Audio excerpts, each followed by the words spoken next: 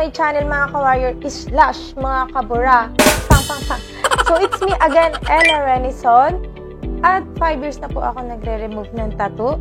So sa mga bago lang po dito sa channel ko, huwag niyo pong kalimutan na mag-subscribe kung gusto niyo pong magkaroon ng kaalaman tungkol sa laser tattoo removal. For today's vlog mga ka-warrior, ayan, nakita niyo naman po sa title at siguro isa ka sa mga na-curious kaya nanonood ka ngayon kung magkano nga ba ang magpabura, ilang session ang kailangan, masakit ba ang magpabura, at marami pang iba. So, itong vlog na to ay Q&A about sa laser tattoo removal. For the first time, sasagutin ko na po ang inyong mga katanungan. Pasensya na kung medyo natagalan dahil medyo busy tayo nitong mga nakakaraan.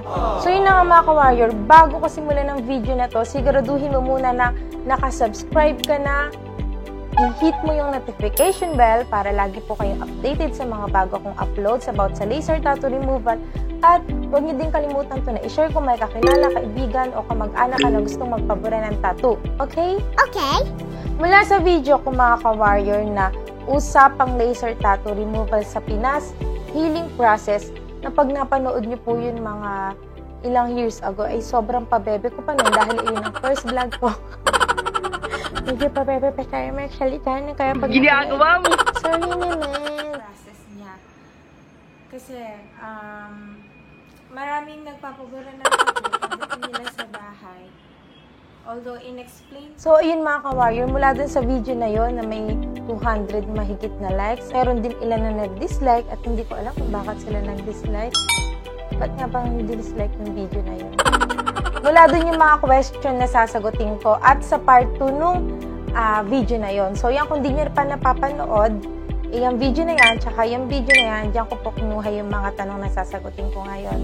Okay.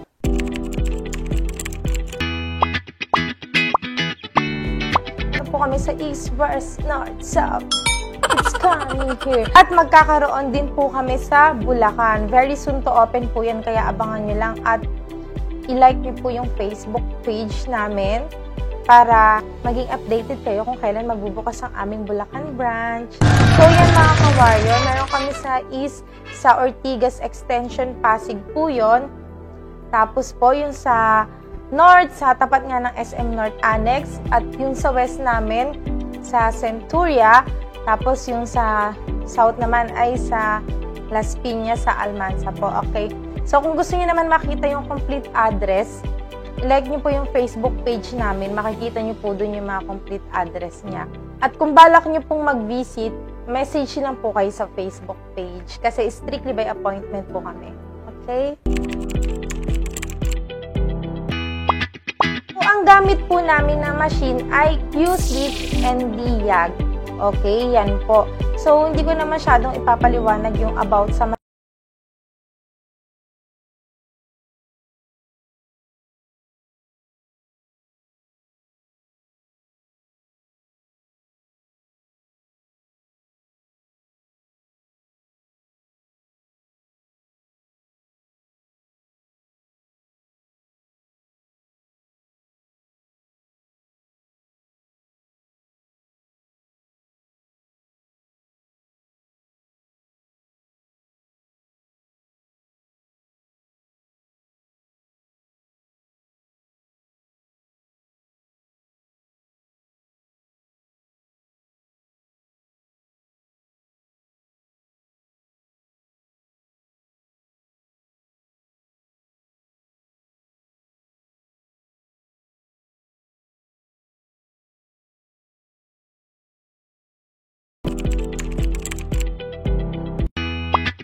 tanong na yan, isa sa pinakamahirap sagutin eh. Alam niyo po kung bakit?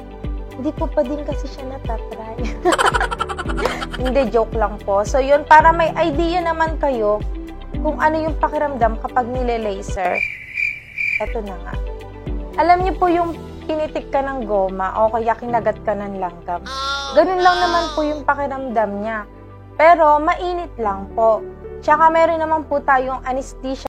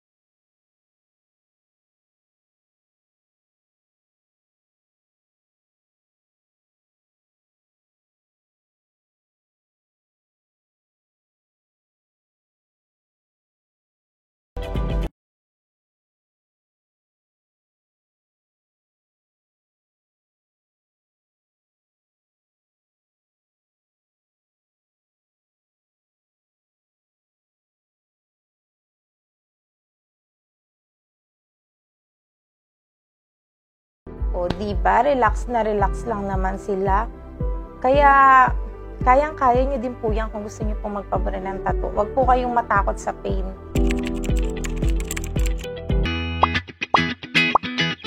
Yan, ang daming nagtatanong kung magkano po. For the first time, sasagutin ko na din yan. Yun nga po kasi, ang starting price is 2,000 per session. Kapag wala pa po siya sa 2x2 or hanggang 2x2 po yung tattoo nyo. Ngayon po, pag lumampas na siya ng 2x2, may additional po na 500 per inch. Pero naka-promo kami ngayon and ongoing naman siya para mas maka-discount po kayo. Check nyo na lang po yung Facebook page namin. And makikita nyo po dun yung kung magkano po yung promo namin. Pero ngayon, papakita ko sa inyo yung mga pictures and lalagyan ko siya ng price para may idea po kayo. Pero wag po kayong magrelaya kasi ano lang po to, para may idea lang po kayo. Kasi minsan kahit kaparehas ng design nyo yung tattoo, depende pa rin po syempre yun.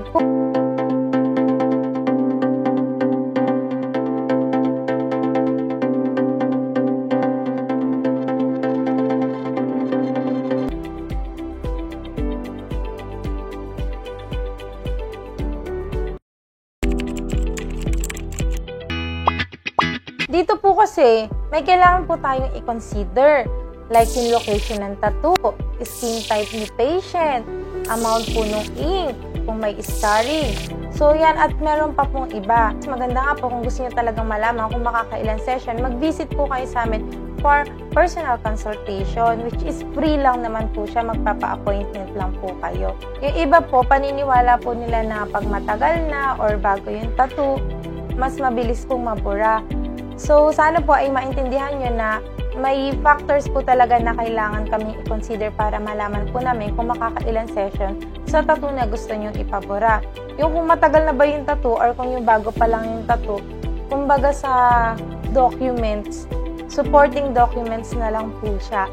Pero hindi po talaga yun yung main factors para i-consider kung makakailan session yung gusto nyo pong ipabura na tattoo. Isa po yan sa madalas na tinatanong kapag gusto nyo magpabura ng tattoo, diba? Kung magkakakilod ka or magkaka-scar or kung babalik pa sa dati yung skin mo. So yan mga ka-warrior po kasi, depende po talaga yan sa skin reaction and sa skin type po ni patient. Ngayon po minsan, kahit sobrang pag-alaga din po kasi sa healing process, hindi pa rin po naiiwasan dahil lang nga po yun sa skin reaction po ni patient. Minsan naman kahit napabayaan yung pag-alaga niya sa healing process, like lagi niyang nakakamot, okay pa rin yung skin. Kasi nga po yung laser is one of the safest way to remove your unwanted tattoo. Kaya nga po kung magpapabura po kayo ng tattoo sa healing process, kailangan po ng doble ingat po kasi hindi ko na po kasama kayo nun eh. So nasa sa inyo na po yung pag-alaga po doon. At binibigyan din naman po namin ng aftercare guidelines para maingatan niyo po yung tattoo niyo. Siyempre may kailangan din po kayong i-apply na ointment doon para maiwasan po yung infection and makatulong din po siya sa mabilis na pagpapagaling. Hanggang dito na lang po mga ka-warrior / kabura dahil ang init na ng suot ko. Nakapipili pa nga ako dahil kakatapos ko lang magle-laser. Sana po nakatulong po tong video na to sa inyo na magka-idea po kayo sa mga tanong na gusto nyo magkaroon ng kasagutan na lagi nyo pong kino-comment pero hindi ko naman po agad nare-replyan dahil sa sobrang busy. Pasensya na po. At kung gusto nyo po ng part ng Q&A about sa laser tattoo removal, kung meron po akong tanong na hindi nasagot, just comment down below at sasagutin natin yan sa mga susunod na kabanata. So yan, hanggang dito na lang po. Bye! Please don't forget to like, share, and subscribe para lagi po kayo updated sa mga bago kong videos about laser tattoo removal.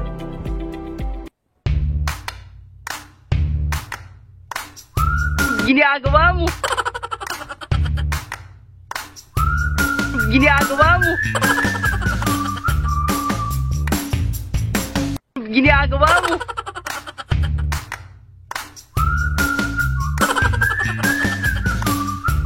Ginagawa mo!